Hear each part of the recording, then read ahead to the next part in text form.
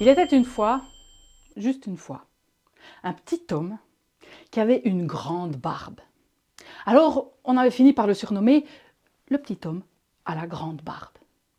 Ce petit homme-là, il aime fumer la pipe. Alors, il s'est fabriqué un cure-pipe pour nettoyer sa pipe. Mais pour ça, il a pris un arbre entier, un bouleau. Son cure-pipe, il est immense. Et puis juste une petite courbure au bout pour bien grailler dans sa pipe. Ce petit homme, il a aussi un sac pour mettre son tabac. Il l'a cousu lui-même, dans une peau de chameau entière. Alors quand il met son sac, on ne voit plus le petit homme, on voit juste le sac. Le petit homme à grande barbe, il a aussi un petit cheval, gris, pommelé, qui est capable de porter autant que 20 chevaux tous ensemble.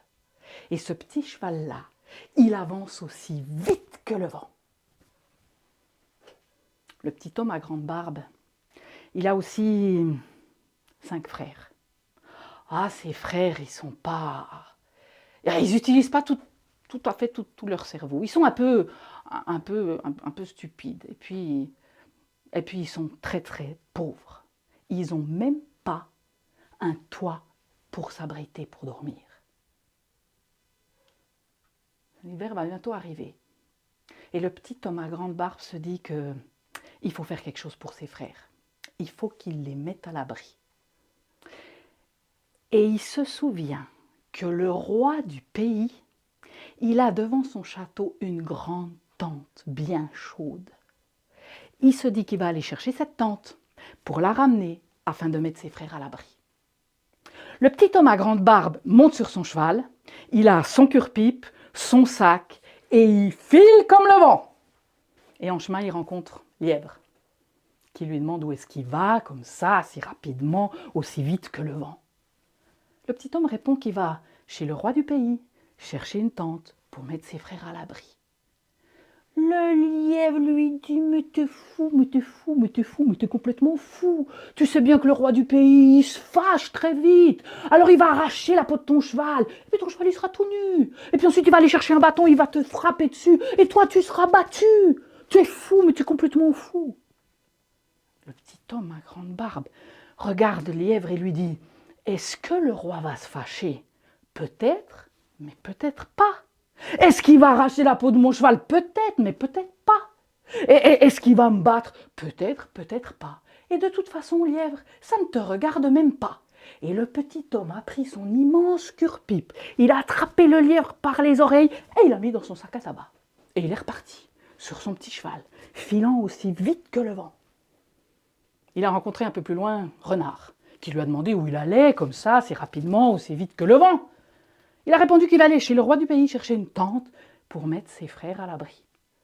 Renard lui a dit « T'es fou, t'es complètement fou. Tu le sais que le roi, il se fâche vite. Il va arracher la peau de ton cheval et ton cheval, il sera tout nu. Et puis, il va te frapper avec un bâton et toi, tu seras battu. T'es fou, t'es complètement fou. » Le petit homme a regardé Renard, il a dit « Peut-être il va se fâcher, peut-être pas. Peut-être il va arracher la peau de mon cheval, peut-être pas. Peut-être il va me battre, peut-être pas. Mais de toute façon, toi, Renard, ça ne te regarde même pas. » Et avec son cure-pipe, il a attrapé Renard et il l'a mis dans son sac à sabbat. Et il est parti, filant comme le vent. Et il a rencontré Loup, qui a demandé où il allait, comme ça, assez rapidement, aussi vite que le vent. Il a répondu qu'il allait chez le roi du pays chercher une tente pour mettre ses frères à l'abri. Loup a dit « T'es fou! Tu sais que le roi se fâche très vite. Alors il va enlever la peau de ton cheval, toi tout nu. Et puis tu seras battu. » Le petit homme a regardé Loup, il a dit « Il va se fâcher, peut-être pas. Il va arracher la peau de mon cheval, peut-être pas.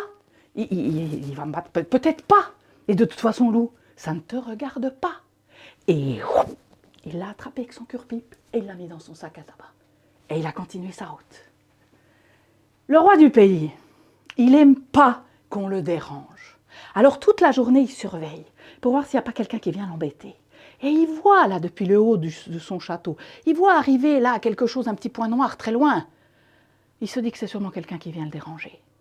Alors il envoie ses chiens, 10 fois 10 chiens, 100 chiens qui courent en direction du petit homme. Le petit homme s'arrête, descend de son cheval, il ouvre son sac, il sort le lièvre par les oreilles, et puis il le laisse filer. Et tous les chiens suivent le lièvre.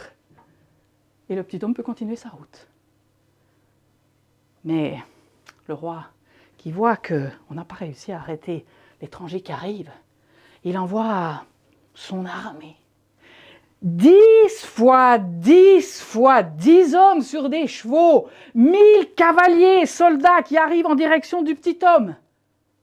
Lui, il les voit arriver dans la poussière, il descend de son cheval, il ouvre son sac et il sort le renard. Et le renard s'enfuit par là. Et les chevaux, bien plus attirés par l'odeur sauvage du renard, ils partent par là. Et le petit homme finit par arriver devant le château du roi. Le roi qui est toujours là-haut lui dit que puisque ses chiens n'ont pas réussi à l'arrêter, puisque son armée n'a pas réussi à l'arrêter, c'est lui qui va venir s'en occuper. Et le roi descend avec son épée.